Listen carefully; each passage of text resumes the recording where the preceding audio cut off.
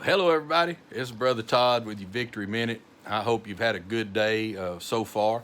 Uh, I've been sitting here trying to get this recording done forever. They gave me a new little stick I use to hold this camera, and it'll kind of follow you around. And so they're trying to help me being so fidgety. And anyway, we got a good deal on it. They said if you're ugly enough, it'll follow you. So I guess we got a good deal on this one. But anyhow, I was going to do a deal on patience, but tell you the truth, I've been about ready to sling this thing in the wall once or twice. So I figured I better go learn some more from the Lord about patience before I go talking to you about it. But I'm just messing with you. I'm gonna talk to you about patience a little bit later on in the week, if the Lord wills. But today, I want to talk to you about something come to my mind dealing with these. They brought me this thing yesterday, and dealing with all these videos. We've had lots of people asking us, are we going to keep doing these victory minutes after the COVID-19 response? And it seems like it's been helping a lot of folks and seem to bring a blessing in your life during the day. So if I can, we may go ahead and do that. We just see what happens once everything's done. But anyway, I want to talk to you about something that I was thinking about dealing with all this video stuff, and that is reality and dealing with reality such as it is, and dealing with weak points. And the reason it come to my mind is I'll let you in on a little secret. I have 30 years. I'll be preaching 30 years this year, and but I've never listened to one whole sermon that I've ever preached.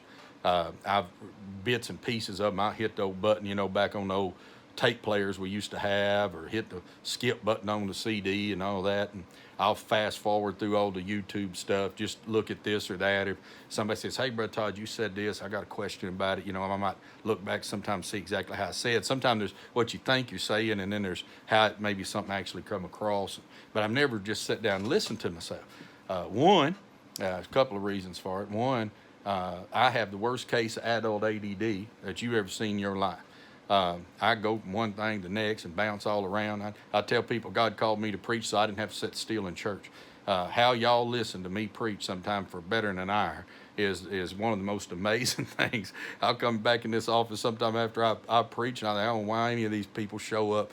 And I've always said a good preacher ought to be able to say whatever he wants to in 15 minutes.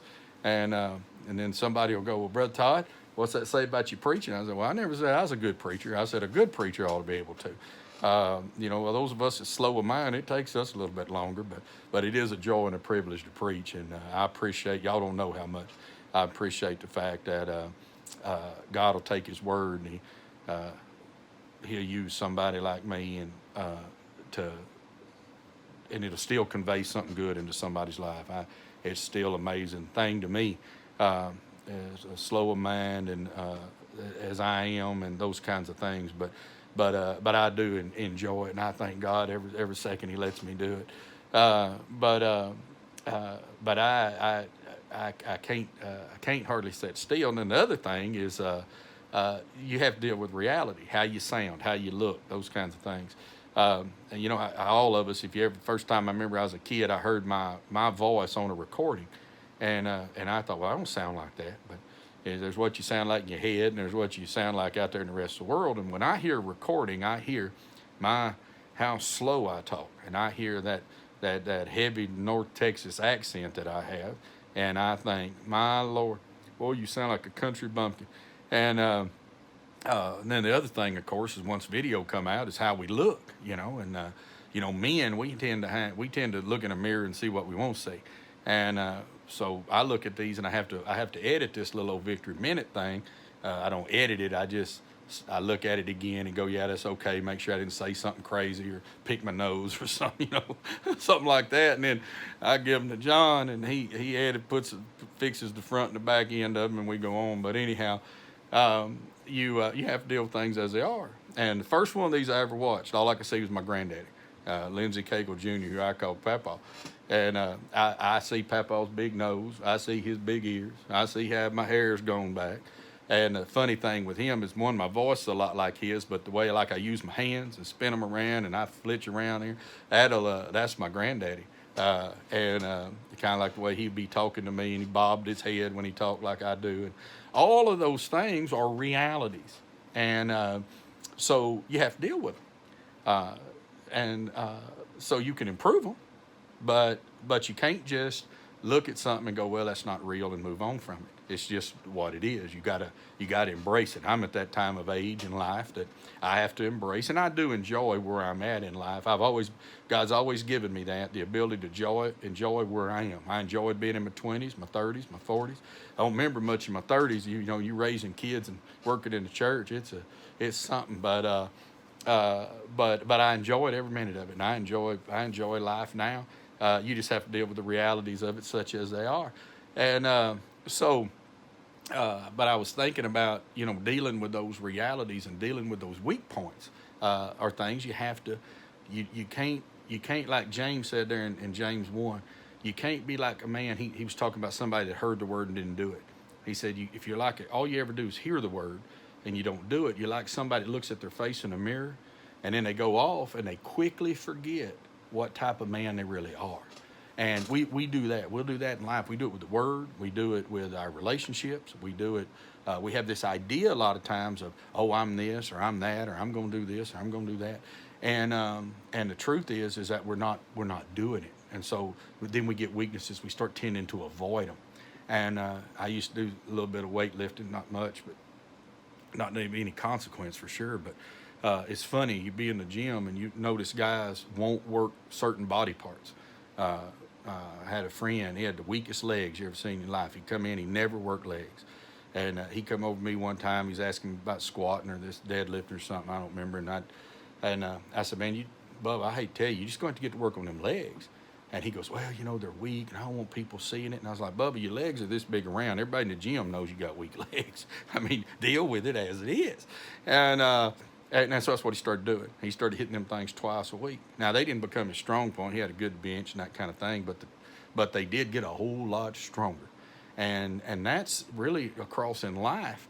If you'll see a weak point and deal with it, such as it is, you'll find that it gets stronger.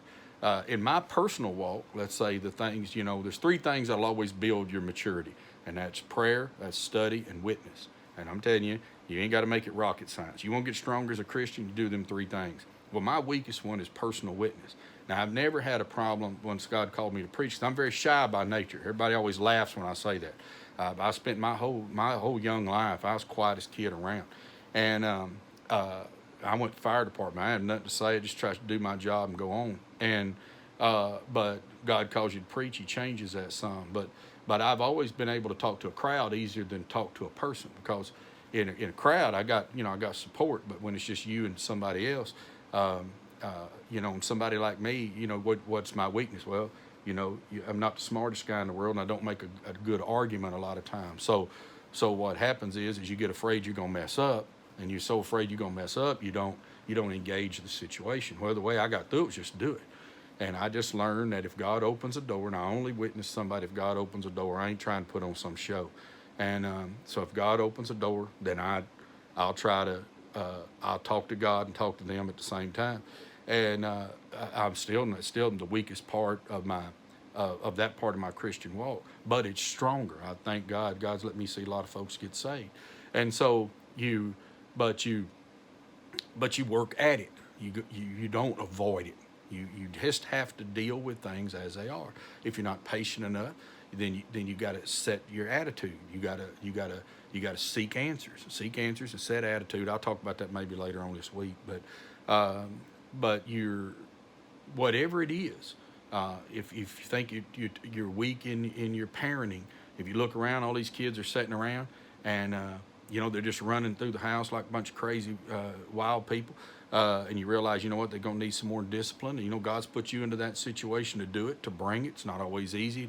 It's always easier to lighten up than it is to tighten up. But you might recognize, okay, here's what we got to do. We got to bring in a little structure. Then start doing some things that's going to build structure. It's not going to be perfect, but you know what? It's going to be another step. Maybe it's in your own devotion. Maybe it's in your own life. I mean, we're sitting around a lot. I mean, ain't you tired of the TV set by now? Yeah, pick that Bible up. Pick that Bible up and listen to it, or read it. I listen to my Bible a lot off my cell phone. And again, I got the ADD thing. In fact, one of the things I learned a long time ago is I listen to the Bible while I read it. and it helps keep me focused. And so whatever that reality is, deal with it. Just just see it, embrace it, and like James said, get to doing something about it. Don't just hear about it because you can quickly go off and life never change. My thing, I want to come out of this COVID-19 time, and I want us to come out of it. Number one, I want folks to come out of it healthy. I want not those type of obvious situations, but I want us to be different. I want to be different. I want to be better. I want to be stronger. I want the church to be more real. I keep telling everybody, I don't care if we come back, there's 100 of us or 10,000 of us, just as long as it's different. Now, I'd rather have 10,000 than 100 of us, but I want something authentic to happen to me in life. I want something that matters to be happening. And this is a unique time, and a unique time ought to provide us unique opportunities. And one of the things I want to remind you of, and the whole reason for all this rambling today, is if God's making you during this time see a weak point, He's not doing that to be mean. He's not doing that to be cruel. He's doing that so you and He together, what does He say? We co-labor together so that He can co-labor together with you. But, He can't get you to co-labor if you won't look at something as it is. If He's trying to point at something to you and you're wanting to point over here, then you're going to have that wrestling match. But if you can walk with the Lord in it, you're going to find that God will strengthen you. He wants His children strong. And again, He's maybe not gifted you like somebody else, but He does want you to become all He's gifted you and called you to be. And I hope that's what you become. I hope you have a great day today. I love getting to talk with you in these things, and I pray God's blessings on all of you. God bless you. Bye-bye.